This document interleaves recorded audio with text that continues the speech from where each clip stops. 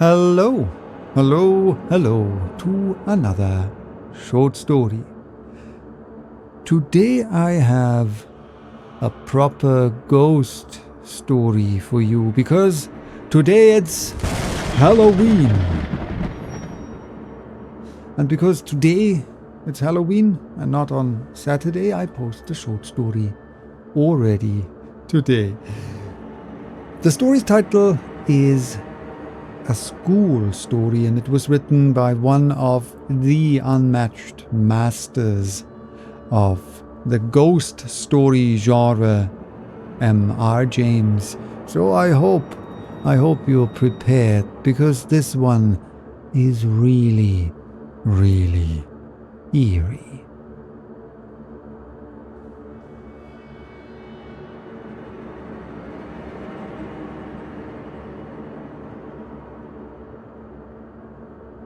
Two men in a smoking room were talking of their private school days. "At our school," said A, "we had a ghost's footmark on the staircase." "What was it like?" "Oh, very unconvincing, just the shape of a shoe with a square toe, if I remember right." "The staircase was a stone one. I never heard any story about the thing. That seems odd when you come to think of it. Why didn't somebody invent one, I wonder?" "You never can tell with little boys. They have a mythology of their own. There's a subject for you, by the way. The folklore of private schools." "Yes, the crop is rather scanty, though, I imagine, if you were to investigate the circle of ghost stories, for instance, which the boys at private schools tell each other, they would all turn out to be highly compressed versions of stories out of books. Nowadays, the Strand and Pearsons and so on would be extensively drawn upon." "No doubt. They weren't born or thought of in my time. Let's see. I wonder if I can remember the staple ones that I was told. First there was the house with a room in which a series of people insisted on passing a night, and each of them in the morning was found kneeling in a corner and had just time to say, 'I've seen it,' and died."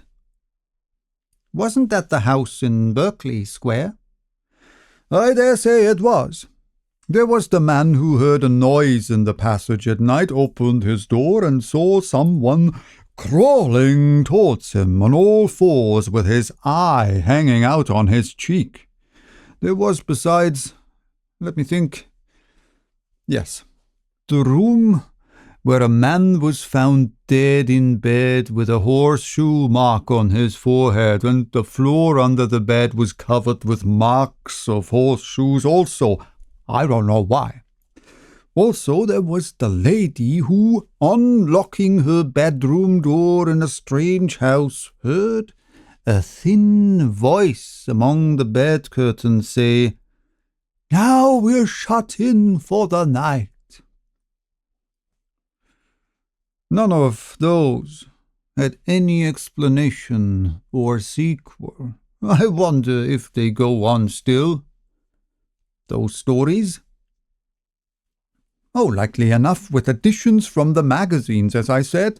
You never heard, did you, of a real ghost at a private school? I thought not. Nobody has, that ever I came across." "From the way in which you say that, I gather that you have." "I really don't know, but this is what was in my mind. It happened at my private school 30-odd years ago, and I haven't any explanation of it. The school I mean was near London. It was established in a large and fairly old house, a great white building with very fine grounds about it. There were large cedars in the garden, as there are in so many of the older gardens in the Thames Valley, and ancient elms in the 3 or 4 fields which we used for our games. I think probably it was quite an attractive place, but boys seldom allow that their schools possess any tolerable features. I came to the school in September, soon after the year 1870, and among the boys who arrived on the same day was one whom I took to, a Highland boy whom I will call MacLeod. I needn't spend time in describing him. The main thing is that I got to know him very well. He was not an exceptional boy in any way, not particularly good at books or games, but he suited me. The school was a large one. There must have been from 120 to 130 boys there as a rule, and so a considerable staff of masters was required, and there were rather frequent changes among them.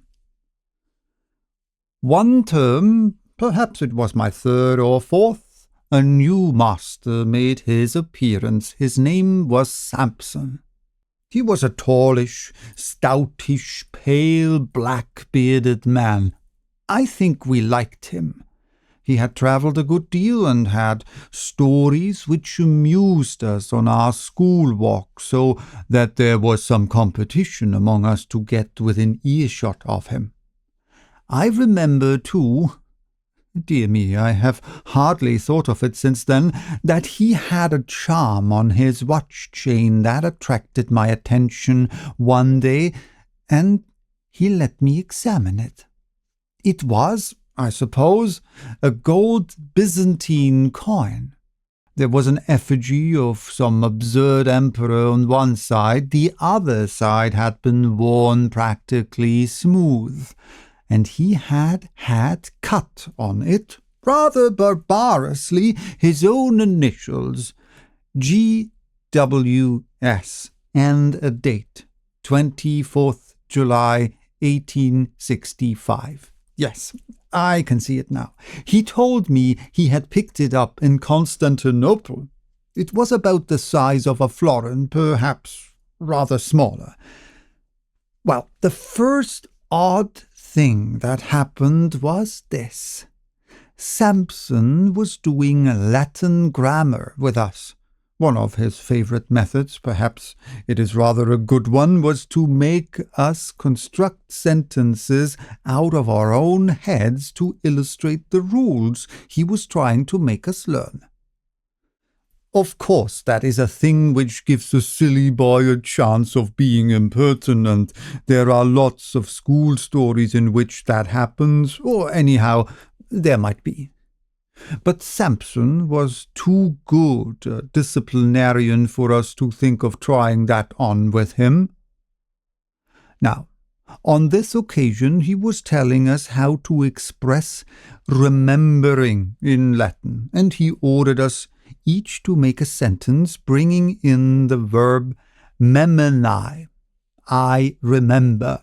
Well, most of us made up some ordinary sentences, just as I remember my father, or I remember his book, or something equally uninteresting, and I dare say a good many put down memino librum meum and so forth. But the boy I mentioned, MacLeod, was evidently thinking of something more elaborate than that.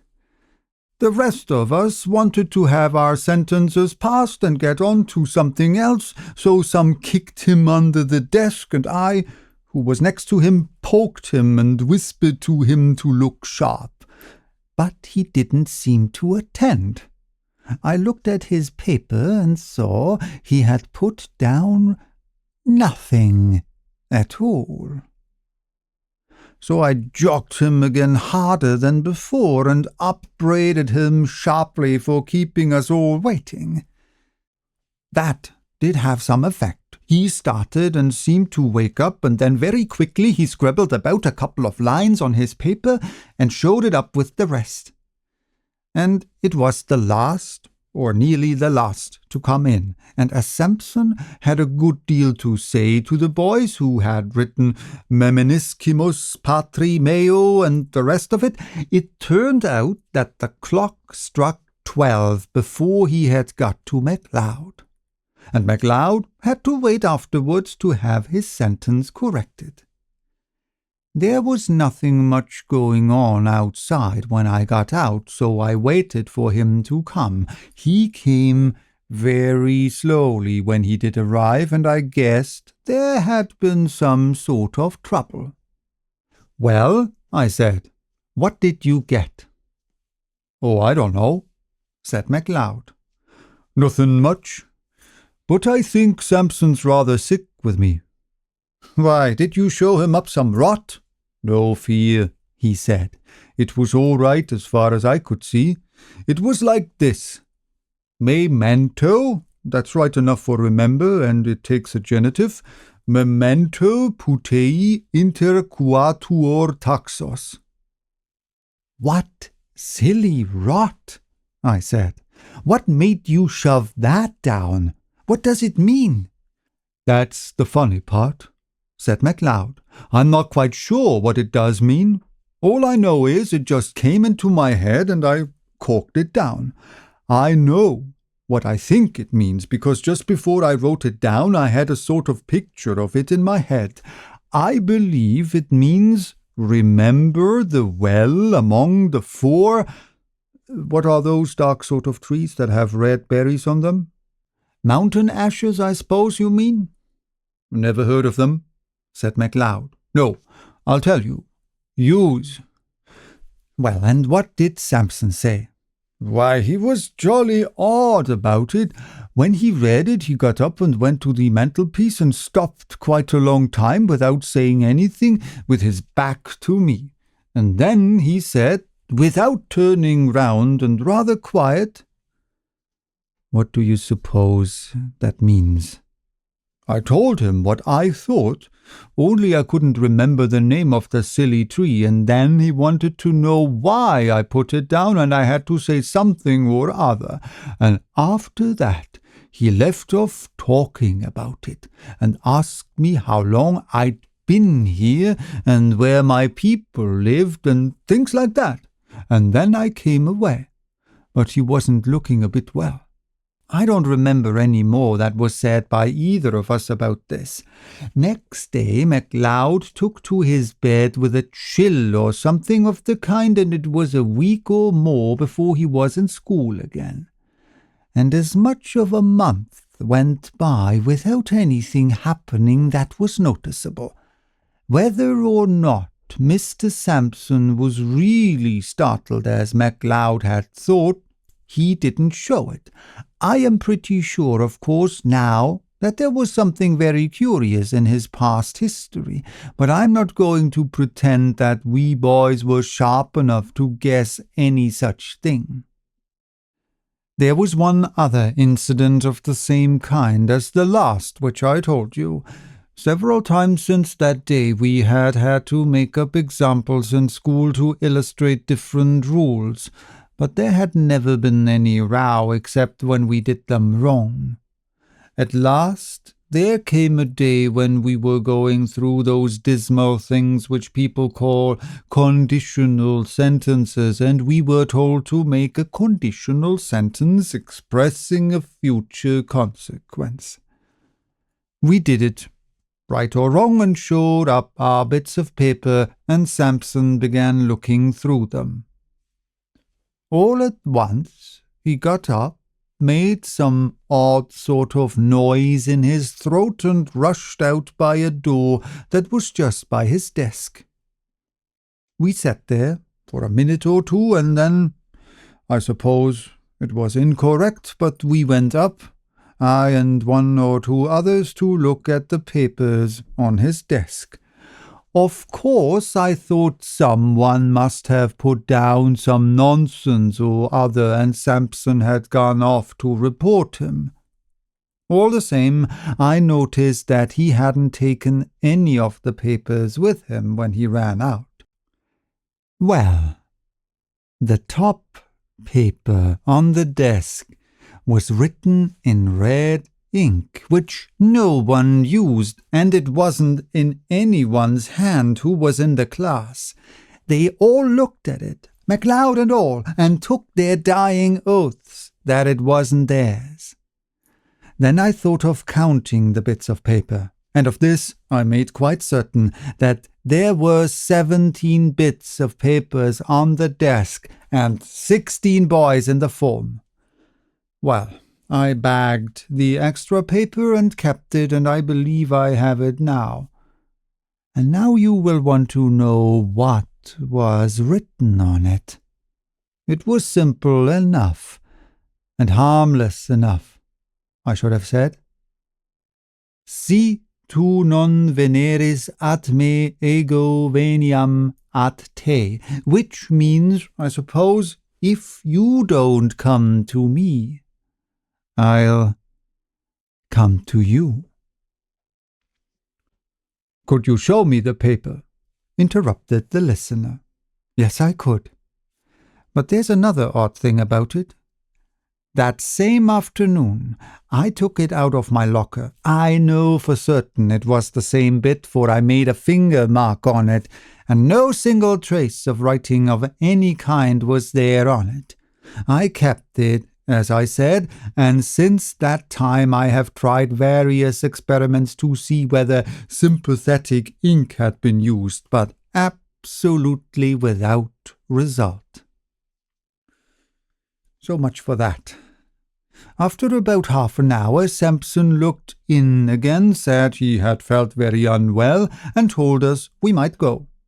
He came rather gingerly to his desk and gave just one look at the uppermost paper, and I suppose he thought he must have been dreaming. Anyhow, he asked no questions. That day was a half-holiday, and next day Sampson was in school again, much as usual. That night, the third and last incident in my story happened. We, MacLeod and I, slept in a dormitory at right angles to the main building. Sampson slept in the main building on the first floor. There was a very bright full moon, at an hour which I can't tell exactly, but sometime between 1 and 2 I was woken up by somebody shaking me. It was MacLeod, and a nice state of mind he seemed to be in. "Come," he said, "come! There's a burglar getting in through Sampson's window." As soon as I could speak, I said, "Well, why not call out and wake everybody up?" "No, no," he said. "I'm not sure who it is. Don't make a row. Come and look." Naturally, I came and looked, and naturally, there was no one there. I was cross enough, and should have called MacLeod plenty of names, only I couldn't tell why it seemed to me that there was something wrong, something that made me very glad I wasn't alone to face it. We were still at the window looking out, and as soon as I could, I asked him what he had heard or seen. "I didn't hear anything at all," he said. "But about 5 minutes before I woke you, I found myself looking out of this window here, and there was a man sitting or kneeling on Sampson's window-sill and looking in, and I thought he was beckoning." "What sort of man?" MacLeod wriggled. "I don't know," he said. "But I can tell you one thing. He was beastly thin, and he looked as if he was wet all over. And," he said, looking round and whispering as if he hardly liked to hear himself, "I am not at all sure that he was alive." We went on talking in whispers some time longer, and eventually crept back to bed. No one else in the room woke or stirred the whole time. I believe we did sleep a bit afterwards, but we were very cheap next day.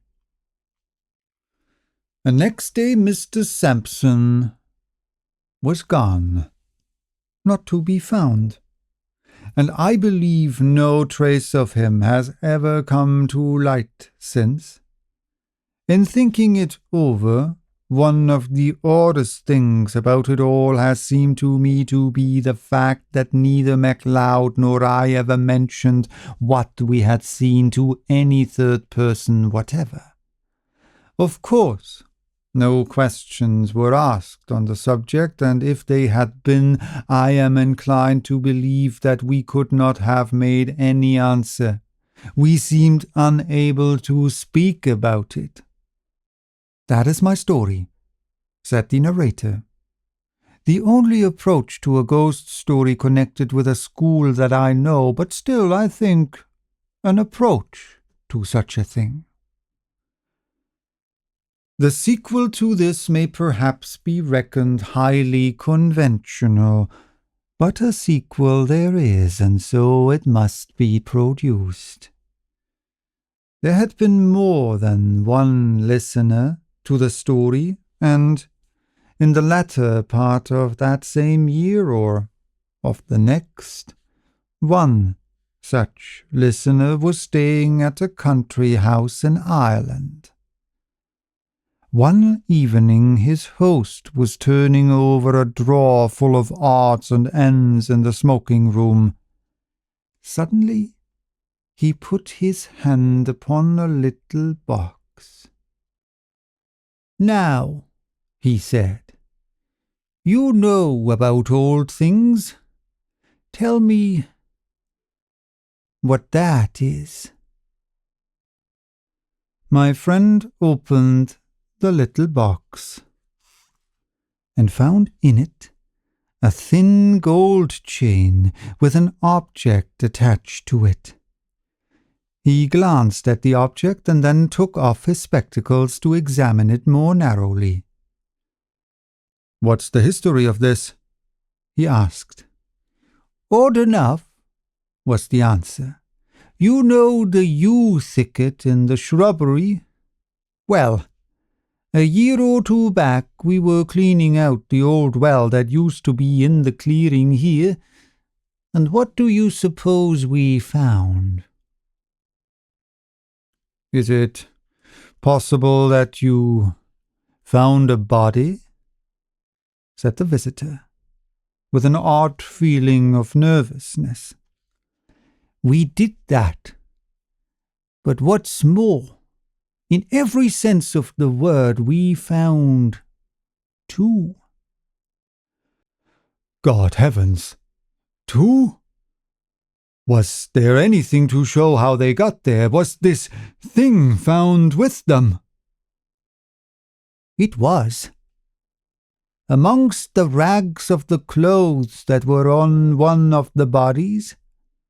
A bad business, whatever the story of it may have been.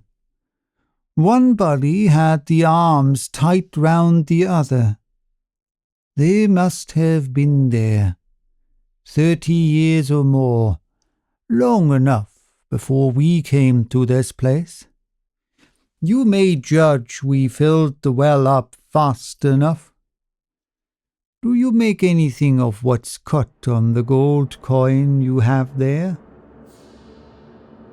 "I think I can," said my friend, holding it to the light. But he read it without much difficulty. It seems to be GWS, 24th July, 1865.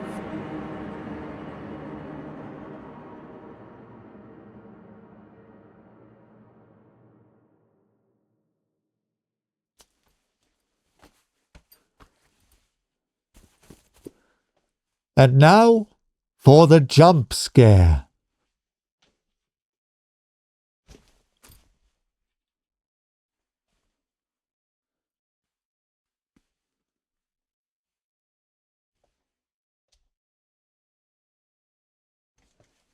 I was never good